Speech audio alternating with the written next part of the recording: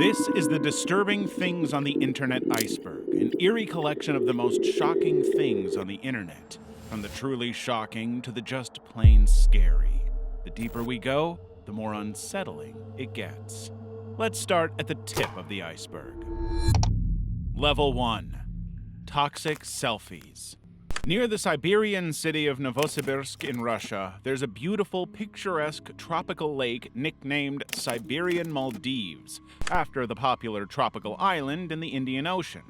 Like the Maldives, this lake has beautiful turquoise waters that were the perfect backdrop for selfies.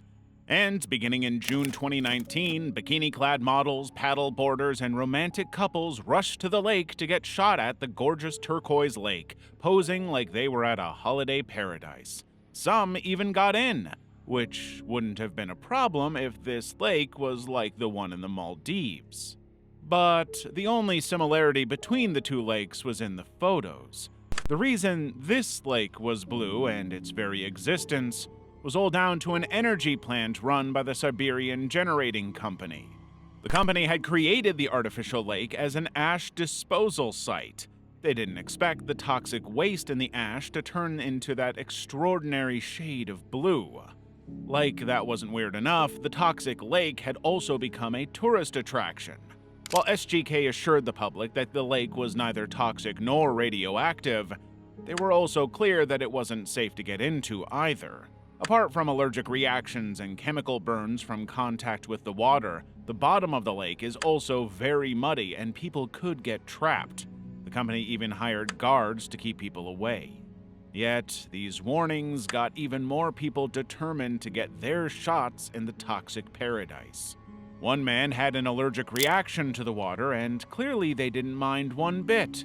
What was more important was to wow their followers and get those likes. Unwind with the Sweeties. Unwind with the Sweeties was a weekly television show that aired on a public broadcast in the Los Angeles area in 1991, featuring Mr. and Mrs. Sweetie, an older man in a gray wig and his wife in a brown wig, wearing masks and glasses while sporting buck teeth.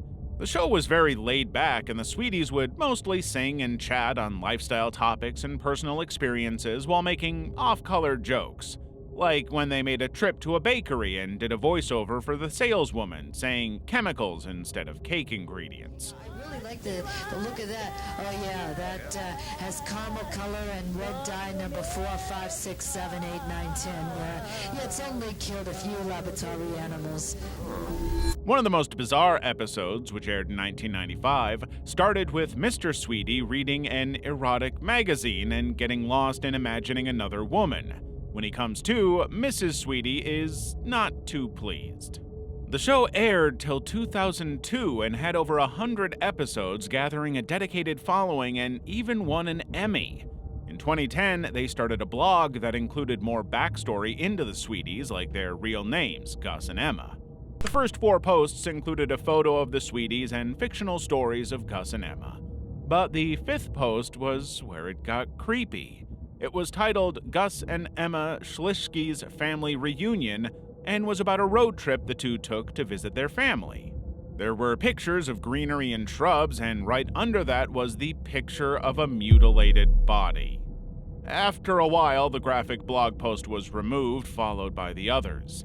To this day, no one knows why the posts were deleted.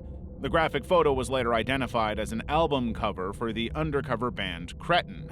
For a long time, many episodes of Unwind with the Sweeties were presumed lost till 2010, when a YouTube channel called Unwind with the Sweeties Official appeared, sharing over 200 videos since.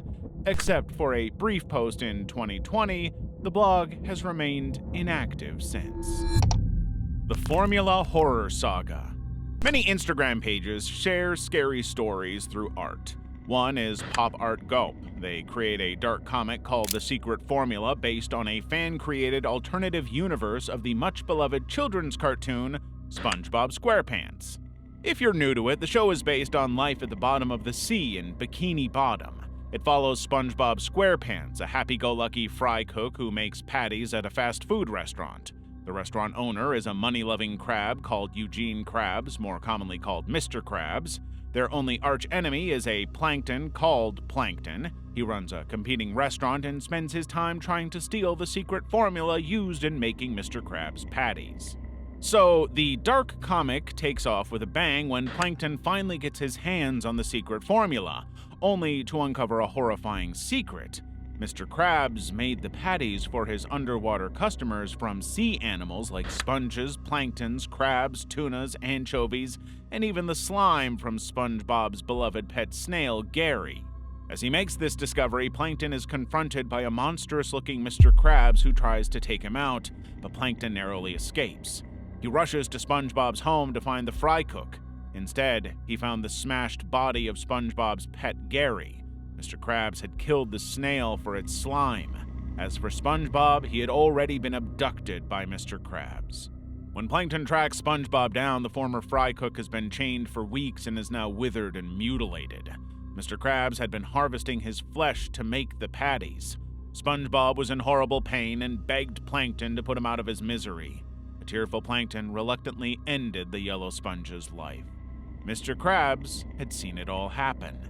After taunting Plankton through the radio, he trapped Plankton with SpongeBob's corpse and continued running to his everyday life, killing and making patties. Mr. Krabs didn't expect anyone to go looking for Plankton, but his wife Karen did. By then, Plankton was in terrible shape.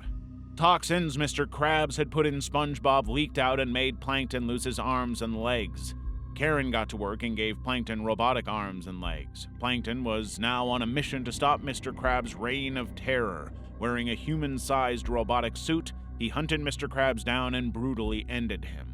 But the people of Bikini Bottom didn't know of Mr. Krabs' heinous crimes, and when they heard of Mr. Krabs and SpongeBob's deaths, they assumed Plankton was taking out his competition, and he became the suspect.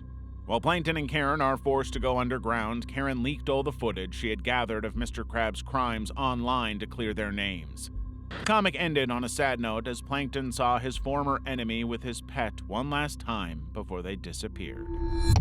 Level 2. Trace an Object Website.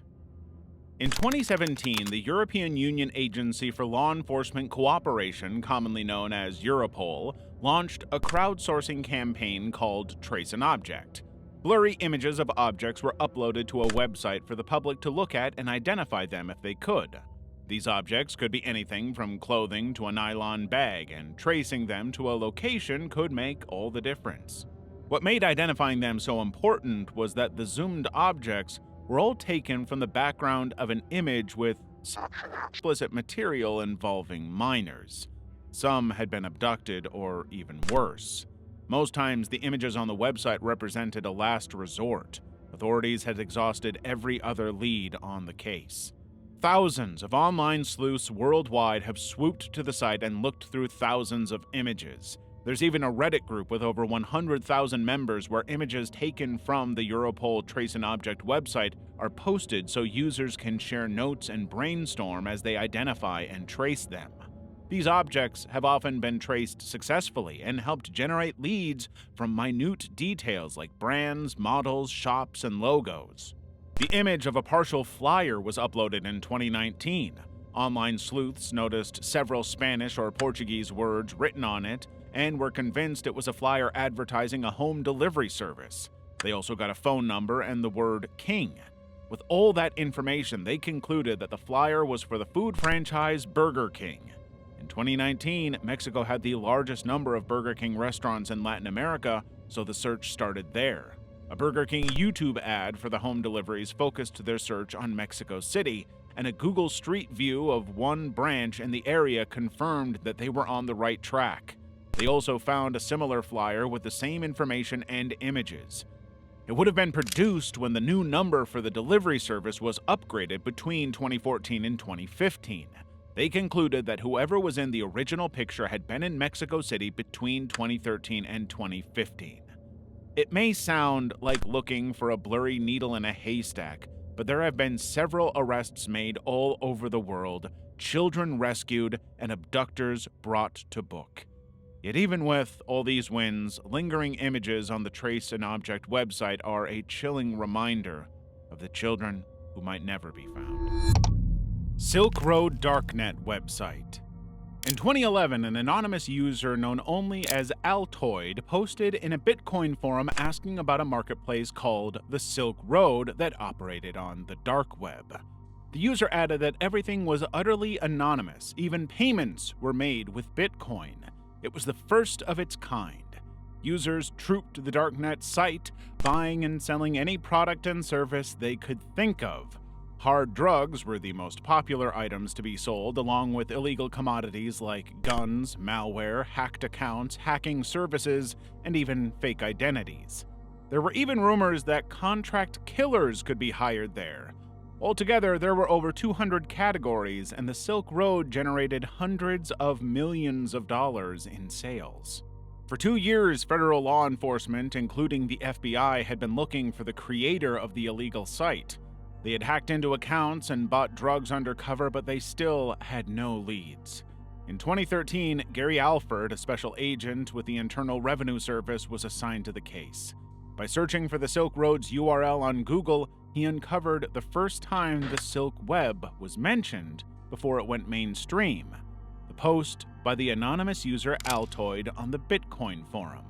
When he searched the Altoid profile, he found a post some months.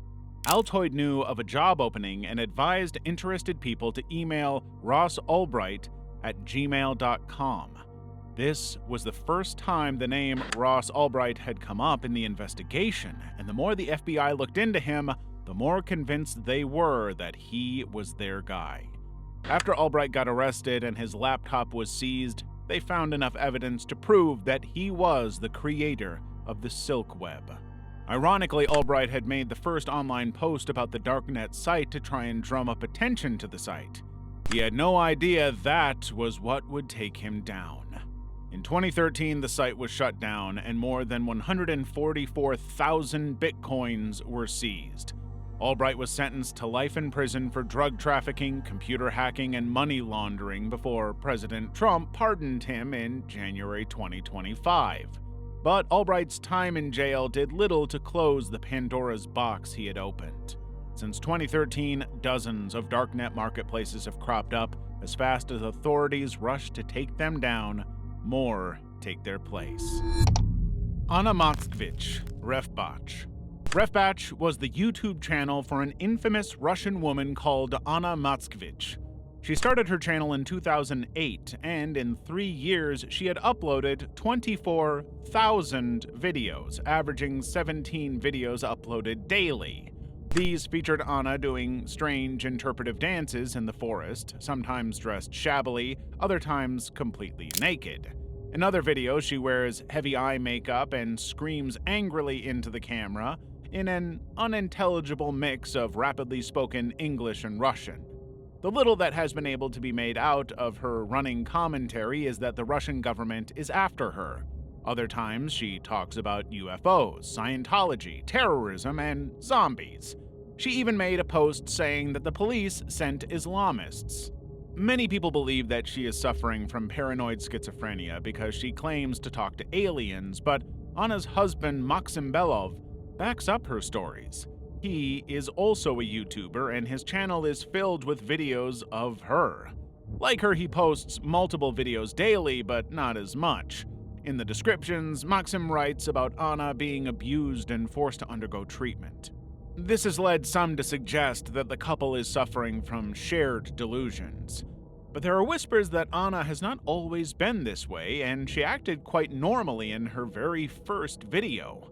One Reddit user even found a woman also named Anna Moskvich who was a dancer up until 2008, just before Anna started posting her videos, making them believe that something must have triggered a change in her, but no one really knows. In 2018, she was forced to take medications by the court, something her husband is against. Over the years, Anna has created many YouTube channels, which YouTube has removed for multiple violations. Her current channel is called You Don't Know You Know, You Know You Don't, and has more than 97,000 videos. Anna is still actively making more. Michaela Witter. It was August 8th, 2023, and TikToker Michaela Witter was headed to a Barnes & Noble store in Burbank, California as part of a 100 solo dates idea vlog. So far, Michaela had bought a Starbucks, walked around, and browsed some shelves. When she noticed a man following her around and placed her phone on a shelf with the back camera facing her to capture anything weird, he said. At first, he seemed to be doing the same thing Michaela was, looking for a book. Then, things got weird. He crawled up behind her and seemingly sniffed her butt. Michaela didn't notice what had just happened, and the man walked off and did the same thing to another woman. After that, he returned to Michaela and stooped down for another sniff, but he wasn't lucky this time. When a startled Michaela asked him what he was doing behind her, he claimed he was tying his shoelaces and even tried to turn the question back on her. But Michaela didn't buy any of it. After looking through the video and seeing what he was doing, Michaela reported him at the front desk.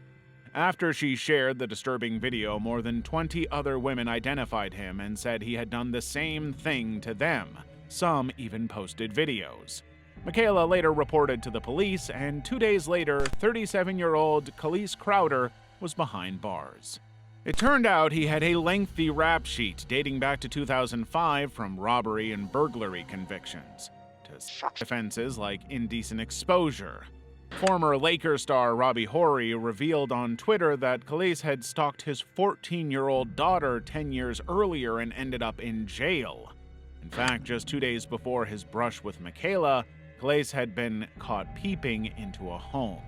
Khalees was sentenced to 2 months in jail for the butt-sniffing incident, but was released within days because the jail was overcrowded.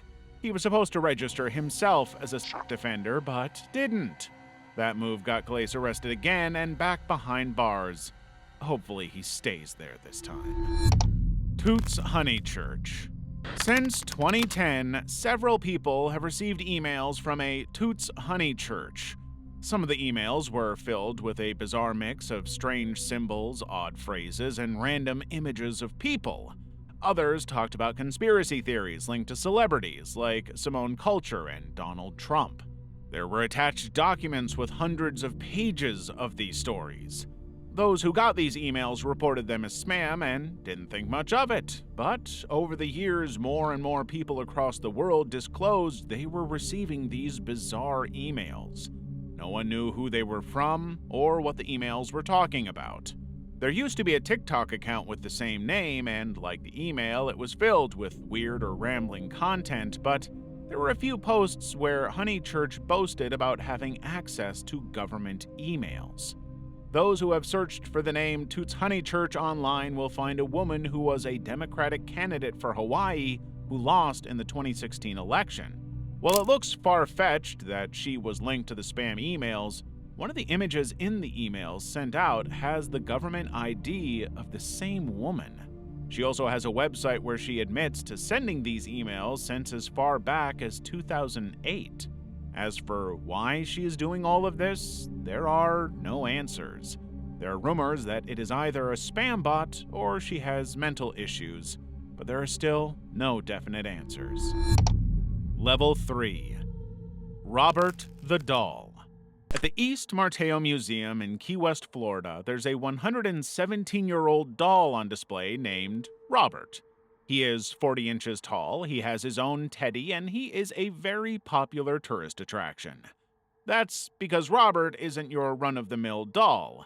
Some believe he is haunted. Decades before Robert debuted at the museum, he belonged to Robert Eugene Otto, a prominent Key West family member. There are different stories about how the doll came into Gene's possession. A girl gave it to him on his birthday, either as voodoo because he did something to her. A maid gave it to him.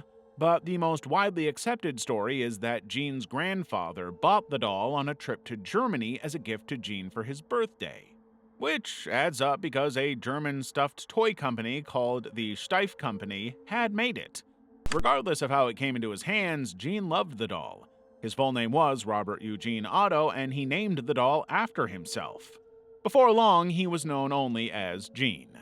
Gene's relationship with the doll blossomed. He built the doll its room in the attic, complete with furniture and toys, even its own teddy bear, and even dressed it in his childhood clothes. He took Robert everywhere.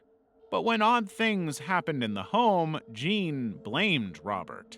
At first, his parents didn't think much of it and chalked everything up to Robert's active imagination. Then, visitors to the home began telling them that they noticed Robert's expression changing anytime they said something negative about Gene. Nonetheless, Robert remained a part of the family well into adulthood. Gene left to study art in New York and Paris, where he married Annette Parker. The pair returned to his stately family home, and Robert was right there to welcome him. Annette did not like having the doll around, and Gene moved him to a painting room upstairs. There he had Robert propped up looking out of the window. Many schoolchildren reported that Robert would appear and disappear as he moved from one window to the other. In 1974, Robert died, and his wife Annette promptly had it carted off to the attic. After she passed away, Myrtle Reuter bought the house, and Robert came out of the box once more. Visitors to the home insisted that they heard giggling and footsteps at the home.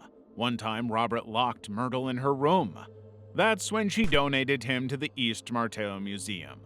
There he is kept in a glass case both to shield him from prying fingers and protect visitors from his curses. Visitors to the room where he is kept claim to have felt something touch their knees. Others have seen his chest rise and fall like he was breathing. But there are others who have left feeling like they are being haunted, and many have written letters to Robert begging him to leave them alone. He's been linked to accidents, broken bones, job loss, divorce, and at least one death. Those who face these misfortunes are believed to have disrespected Robert in some way. Some believe that a child's spirit possesses Robert. Others say he's evil because Gene blamed him for all his wrongdoings. All we know is that this creepy doll is known as the world's most terrifying haunted doll. Florecita Dreams and Celine Delgado. There are plenty of eerie tales about people who vanished without a trace in Mexico in the 90s and early 2000s.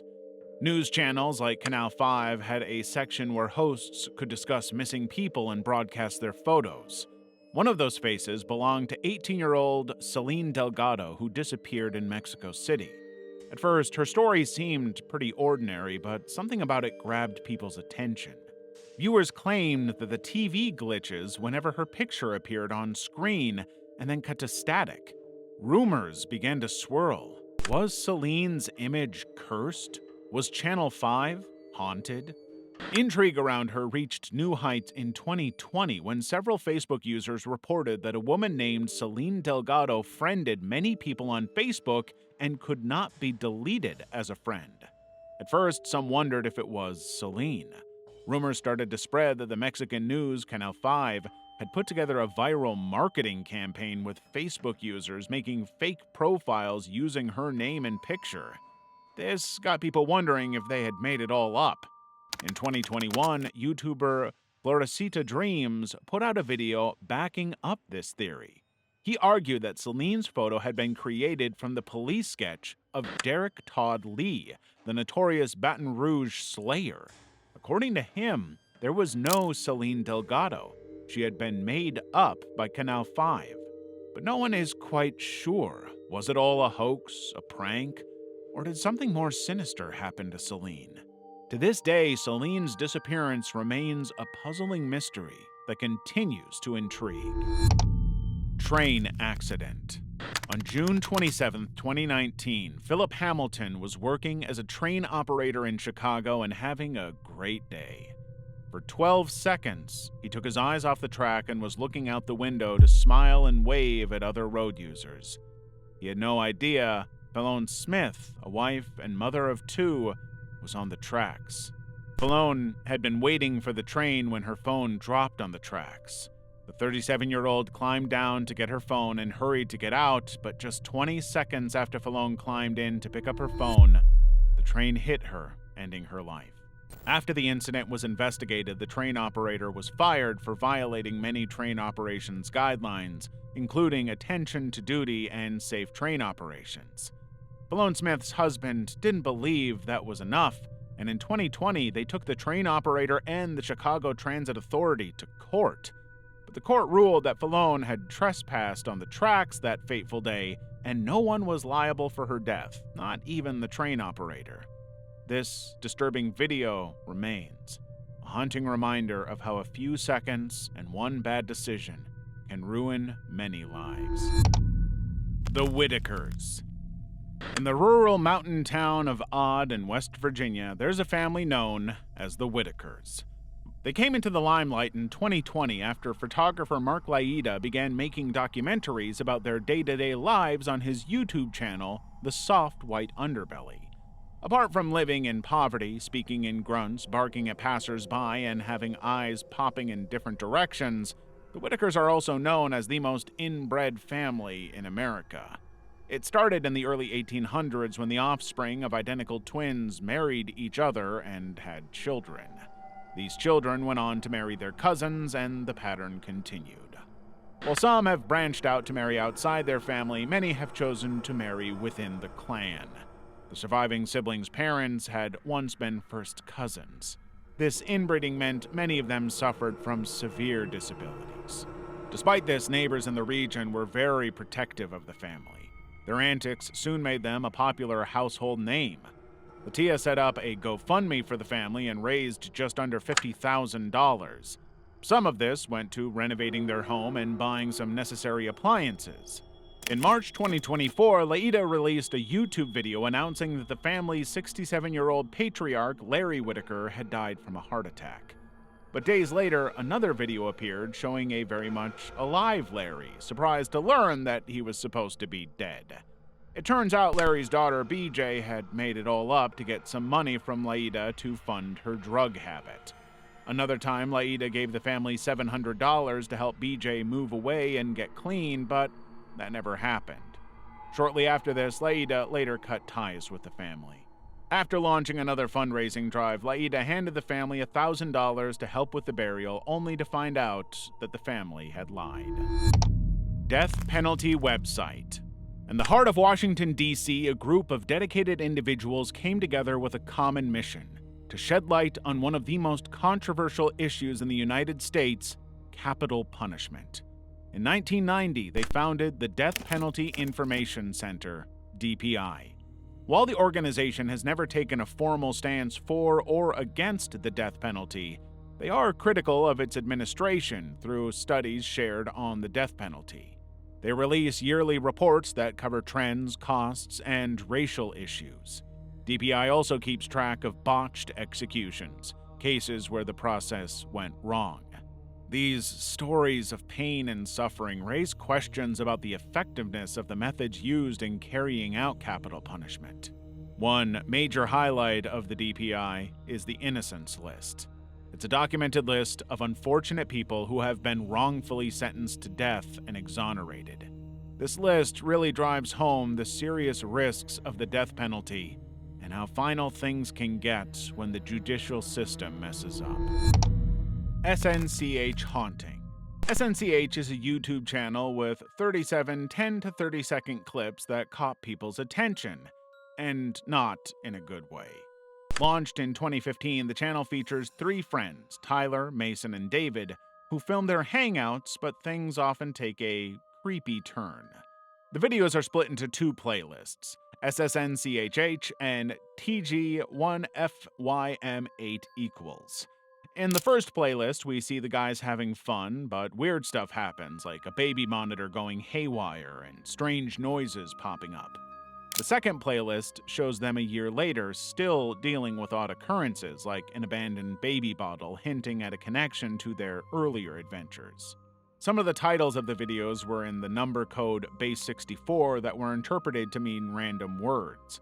Even more unsettling were the titles that asked, "Where is your daughter?" suggesting something had happened to Tyler's baby daughter who had disappeared from the videos. After that, there were no more videos posted on the channel. This only added an extra mystery layer. For a long time, questions about what had become of the three friends and the little girl puzzled many. Then, in 2024, YouTuber Cass Calloway cracked the almost decade-long mystery. He tracked down Mason and found out that the entire thing was made up. Nobody had been haunted. Mason also explained that the name SNCH stands for Snapchat, and that the videos were so short because they were meant to have been posted to Snapchat. Level 4. Jordan Long. In a quirky corner of the internet, a guy known as Jordan Long grabbed attention for his wild commitment to role-playing as a doll daily.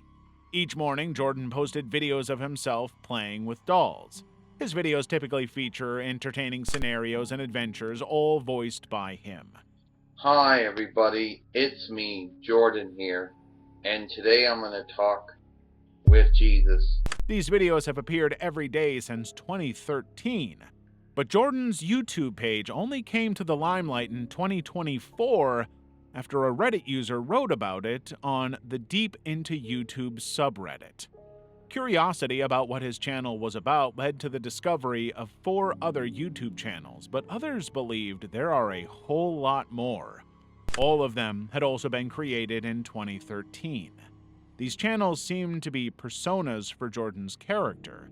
And apart from making comments under his videos, Jordan had also posted doll videos on them daily for 11 years. While many of the videos were pretty tame and seemed like made-up stories, some are quite disturbing, like his most popular video, Sex with an Old Man. You want to have fun with me? Sure, I want to have fun with you. Well, I'm going to go back to my place and have sex. Like that wasn't creepy enough, several viewers were also convinced that Jordan was masturbating under the table in the videos. While some think it's all an act, others say Jordan might have a mental illness. As for why he has kept up posting for more than a decade, the jury's still out on that one. Poorly Planned Comics. Poorly Planned Comics is a surreal and metafictional webcomic created by Jack Masters, who also went by the name Flimsy Parkins. He started creating the comics in early 2010 using Microsoft Paint art. The comic follows the adventures of various characters as they attempt to create comics in their own universe. The comics were dense and chaotic. They featured several broken fifth walls and absurd theories that many believed to reflect Jack Masters' mind directly. In 2015, what would be the final issue of Poorly Planned Comics was uploaded, and it opened with a very macabre strip. The whole thing reads like a will and a side note. There was also a link where readers could find out why the character had ended its life, but instead of another comic, viewers found a lengthy collection of emails, images, and correspondence from Jack Masters that described his complex relationship with friends and family, as well as his struggles with feelings of despair and suicidal thoughts. As readers pieced everything together, they realized this wasn't part of the comic anymore. This was real. It was a somber testament to Jack's thoughts and personal problems, including schizophrenia. It all led up to a tragic discovery. Jack Masters, the creator of Poorly Planned Comics, had indeed ended his life, just like the comic strip said. Cursed Forest. On July 19th, 2023, a 38-minute video called Cursed Forest Sorcerer appeared on the YouTube channel Tim Morozov. The video was filmed by Russian YouTuber Tim Morozov, who was on a camping trip with his dog Kuchum through a cursed forest to make contact with a shaman. The duo was halfway through the trip when they set up camp and settled for the night. But before turning in, Tim talked about the camp setup, mainly how he and his dog had separate sleeping places in the tent because the dog often left the tent and returned during the night, letting mosquitoes in. Mosquitoes weren't Tim's only problem. The last time Tim had camped in the area, he had been woken up by the sound of footsteps. When Tim stepped outside, no one was there, just symbols carved into the trees. After taking one last look at Kuchum, Kim turned in for the night. The next time he woke up, it was to the sound of Kuchum barking aggressively at something. Armed with a torchlight, Tim got out of the tent and to the now dark and eerie forest. Kuchum appeared to be looking for someone or something and kept going further into the darkness. That's when Tim got out his thermal imager for a better look around, but there was nothing there. When Kuchum turned tail and returned to the tent, Tim concluded it was nothing and went back in with him, but he was convinced that there was someone out there. he decided to leave his camera on just in case something happened.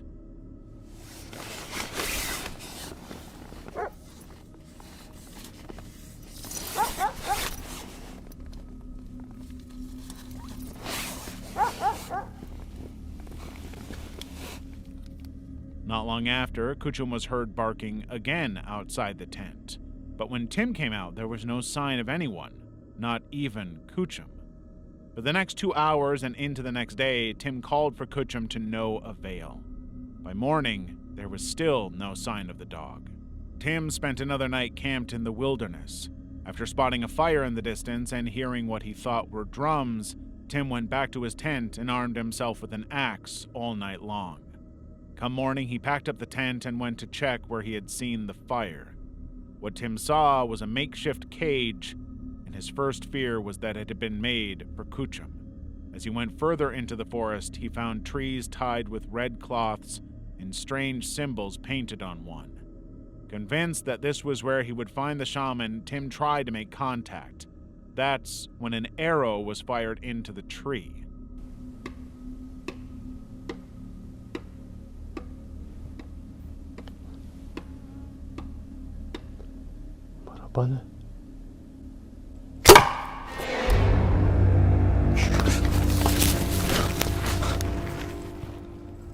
As Tim tried to hide, more arrows were fired.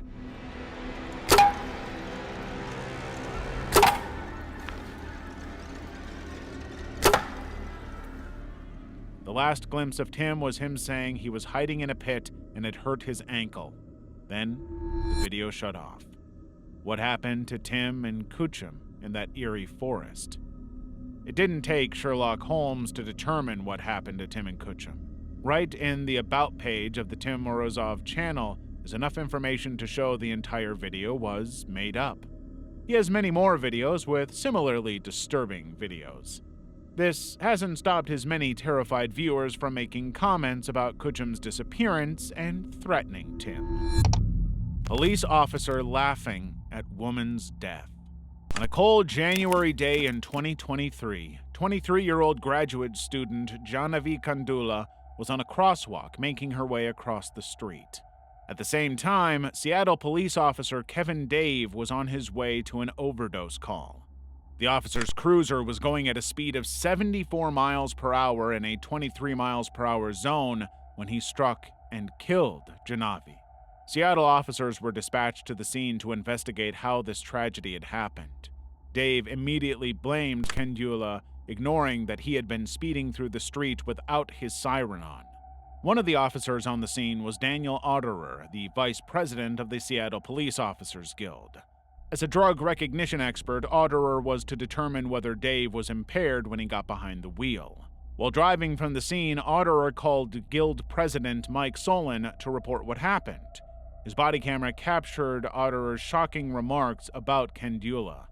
But she is dead.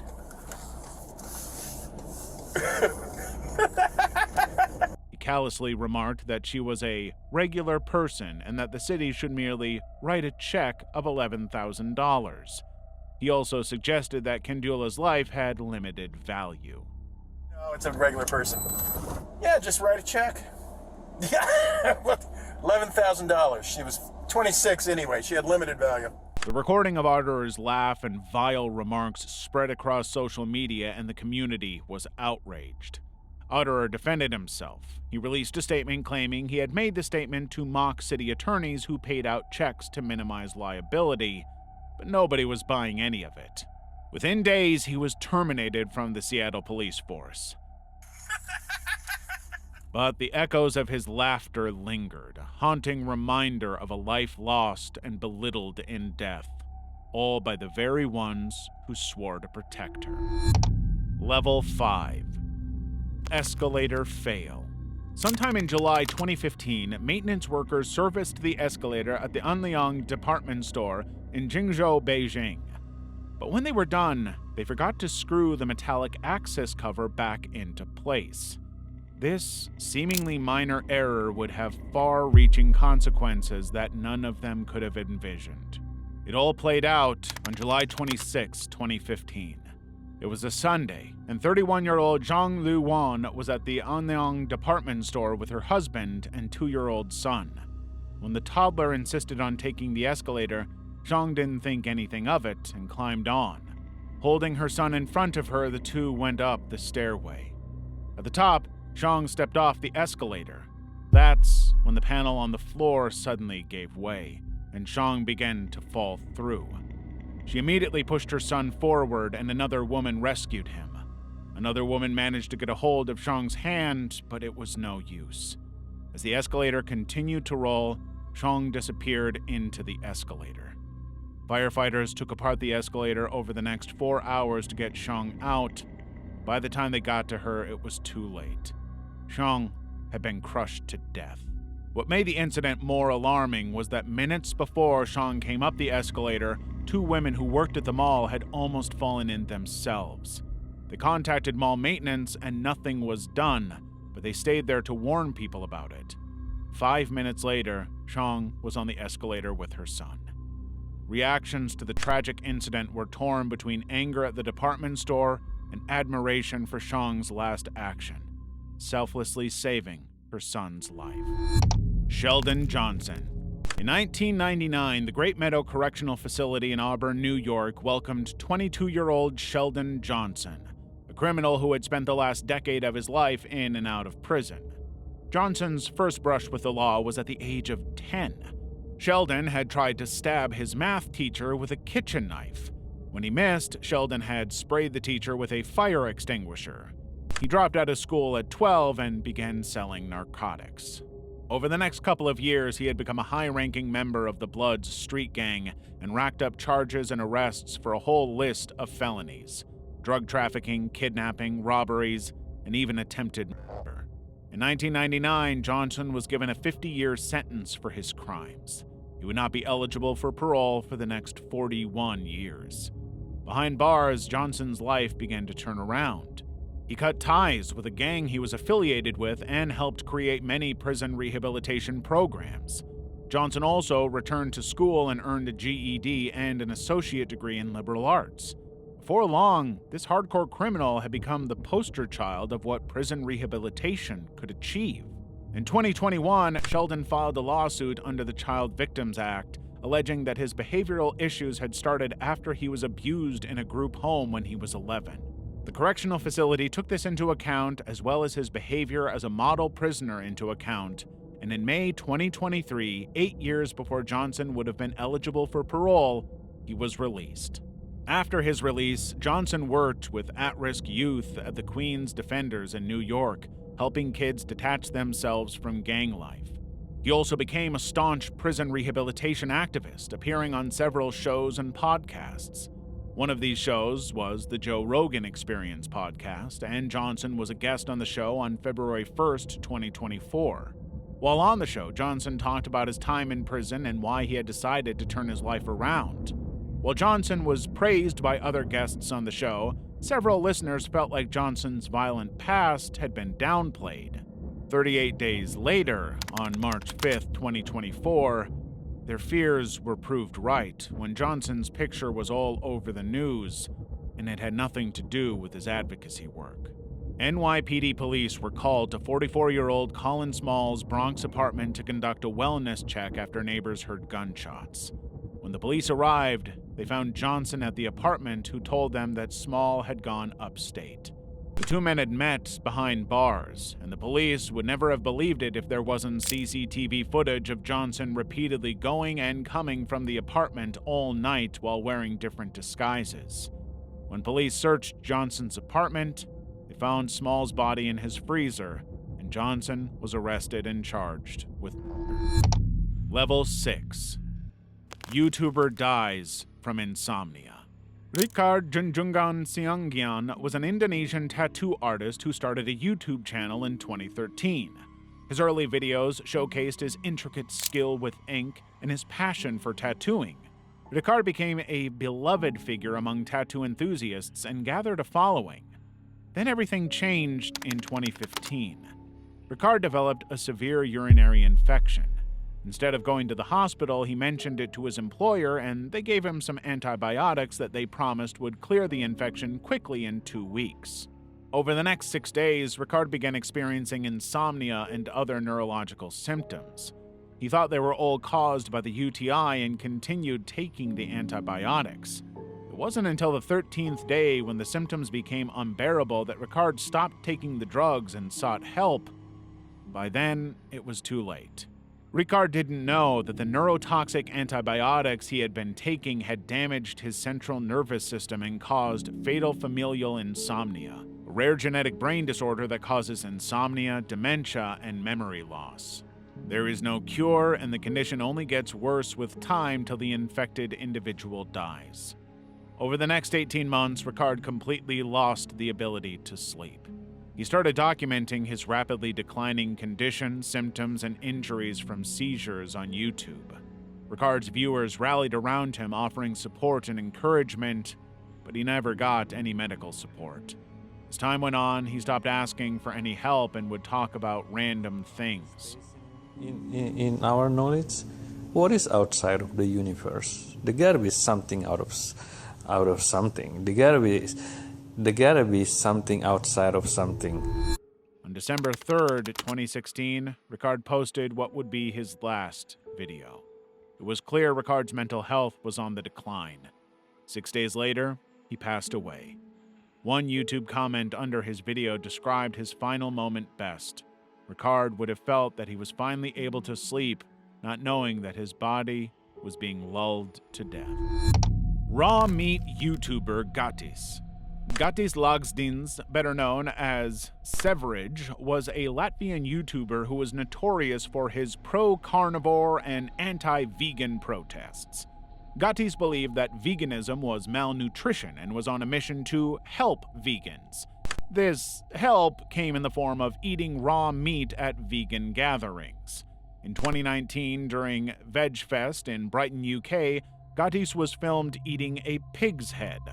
A week later, he was at the Soho Vegan Market wearing a Veganism Equals Malnutrition t-shirt.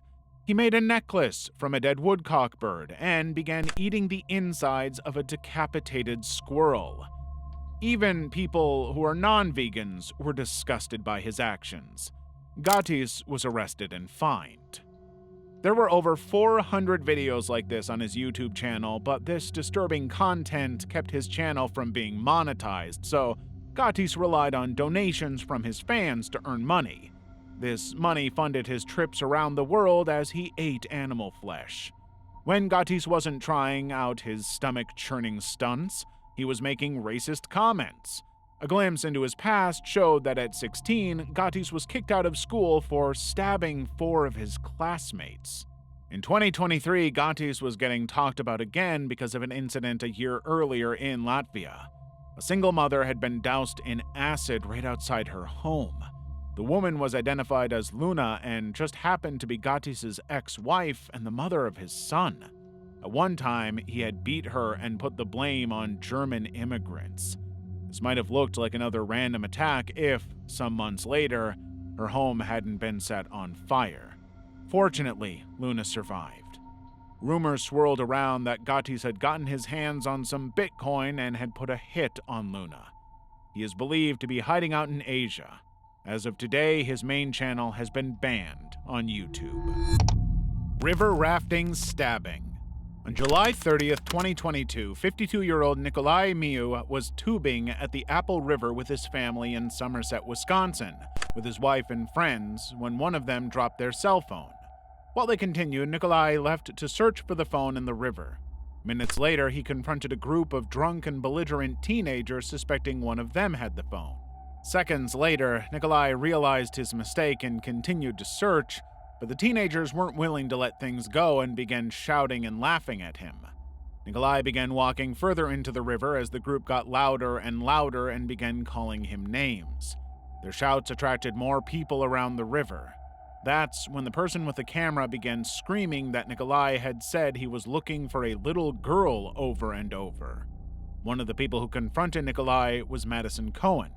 After grabbing Nikolai's arm and ordering him to get out, she called her tubing group over as well. That's when all hell broke loose. Now all of them were screaming and laughing at Nikolai. When he pushed Madison, Nikolai was immediately shoved into the water, slapped, and repeatedly pushed into the water. One of the people in the crowd was 17-year-old Isaac Schumann. When he put his hands around Nikolai's neck, he had no idea Nikolai was armed with a pocket knife. Nikolai stabbed Isaac, who died almost instantly. He also stabbed 4 other people before making his getaway on one of the tubes. When the police caught up with him, he told them that he feared for his life and had acted in self-defense. But the courts didn't agree with him, and in 2024, Nikolai was found guilty of battery and reckless homicide.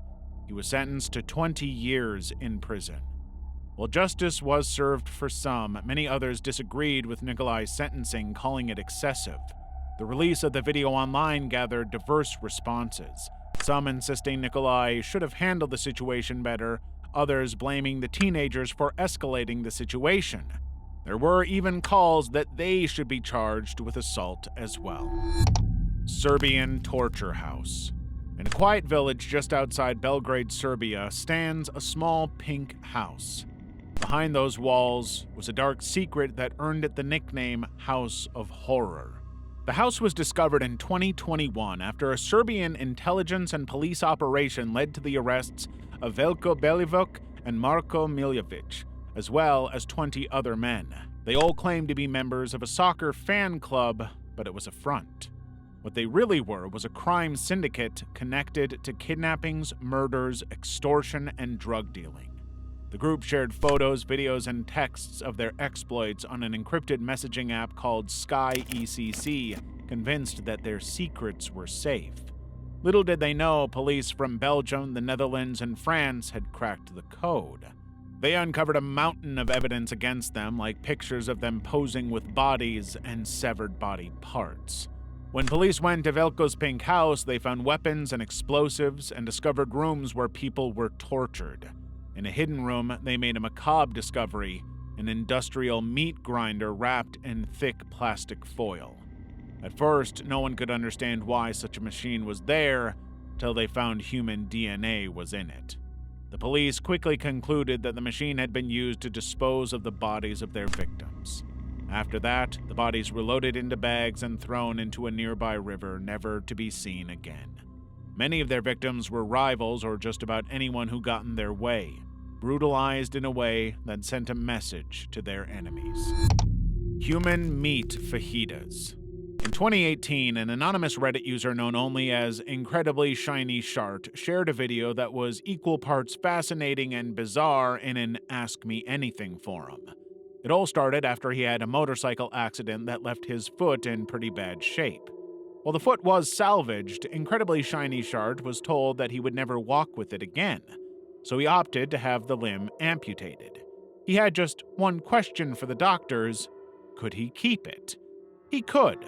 So after the operation, he signed some papers and left the hospital with his foot in tow. 3 weeks later, the question about why he had kept the foot was answered. Incredibly Shiny Shart and 11 of his friends had gathered around for a very special brunch. The spread included apple strudel, quiche, fruit tarts, chocolate cake, and mimosas. But what made the meal really special was the main dish: tacos stuffed with sautéed onions, bell pepper, and flesh from the tibialis anterior of his amputated foot, served on corn tortillas topped with a zesty tomatillo sauce. Incredibly Shiny Shart and his friends dug into taco foot and were pleasantly surprised to find that it tasted rich and beefy, like a fancy cut of pork or venison. Only one friend couldn't stomach Incredibly Shiny Shart's foot tacos. The response to Incredibly Shiny Shart's story was a mixed bag of horror and mild interest. As for him, he believed that putting his foot in his mouth was his own way of turning an otherwise traumatic experience into a celebratory meal of tacos with friends. After the meal, he cremated the remaining part of his leg, keeping the ashes as a quirky memento of his journey. Level 7. Family over a video game character. In the early hours of September 13, 2024, neighbors in a block of flats in Luton, England, called 911 after hearing screams and gunshots from the apartment where the Prosper family lived. When the police showed up at the flat and found the bodies of 3 members of the Prosper family, Juliana Prosper and 2 of her teenage children, Giselle and Kyle, all 3 had been murdered by the eldest son, Nicholas Prosper, and it was all down to the video game from the American series The Walking Dead. At 18 years old, Nicholas was the eldest of the 3 Prosper children. He had a disturbing internet footprint, defending serial killers, arguing about the age of consent, and showing a deep hatred for women. Nicholas also loved watching videos in the Watch People Die subreddit and would make inappropriate jokes and troll. Most times he ended up getting kicked off these platforms, but like a bad rash, he kept trying to return. However, Nicholas's biggest obsession was Clementine, a character from the Walking Dead game. Nicholas was so taken with her that he fantasized about going into the game world and taking over Clementine's body. In Nicholas's mind, she was real, and he would make angry comments under gameplay videos where she wasn't treated how he wanted. Nicholas decided to share his love for the game with his family, especially his junior sister Giselle. While playing the game, Giselle made some choices that Nicholas didn't like, such as killing other characters while Clementine watched. Nicholas was so angry about what his sister had done to this fictional game character that he began to hate her and the rest of the family. It all came to a head on September 12, 2024. After getting a shotgun, Nicholas set up his webcam and announced that he was going to kill his sister because of the game.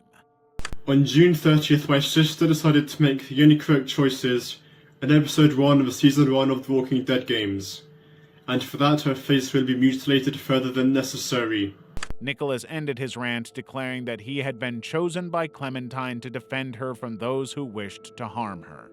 Less than a day later, he shot and killed his mother, brother, and sister.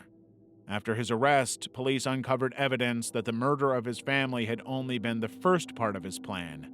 Fortunately, he was stopped before he could do any more damage.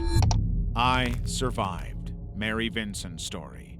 Today, Mary Vincent is an artist and victim's advocate, but back in 1978, she was a 15-year-old girl whose parents were going through a divorce. Because of the tension at home, Mary had lived briefly on the streets before hitchhiking from her parents' home in Las Vegas to her grandfather's home in California. But after some weeks there, Mary became homesick and decided to hitchhike back home. She stuck out her thumb, and 50-year-old Lawrence Singleton pulled over to give her a ride. Mary thought luck was on her side till Lawrence started driving the wrong way. When she tried to get out of the car, he knocked her unconscious. When Mary came to, Lawrence had tied her up. He proceeded to assault her, then cut off her arm. Thinking she was dead, Lawrence threw her body down a 30-foot cliff. He drove off thinking he had gotten away with it, but he had no idea Mary had survived the fall. Despite her stumps, Mary managed to climb back up the cliff. After dipping her stumps in mud, she held them up to slow the bleeding and began walking. Mary had gone 3 miles before a couple pulled over and helped her get to the hospital. When police showed up at the hospital, Mary chose not to sleep and instead helped them get a composite sketch of Lawrence. One of his neighbors identified him, and Lawrence was arrested. Mary also testified at his trial. Lawrence was sentenced to 14 years behind bars, but after serving just 8 years and 4 months behind bars, he was released on parole for good behavior. This would turn out to be a fateful decision. Over the next few years, Lawrence was in and out of jail for various thefts. Then in 1997, 10 years after his release, Lawrence attacked Roxanne Hayes, a mother of 3. Unfortunately, she didn't get away. To ensure Lawrence didn't get off this time, Mary once again testified at his trial. This time, Lawrence was sentenced to death for the murder. He died on death row. There was another good thing that came from this. California passed the Singleton Bill, which prevents offenders who committed a crime involving torture from getting early release. As for Mary, she began using prosthetic arms, went to university, and started an acting career. Even with her remarkable bravery that fateful day, Mary had deliberately chosen to stay out of the spotlight.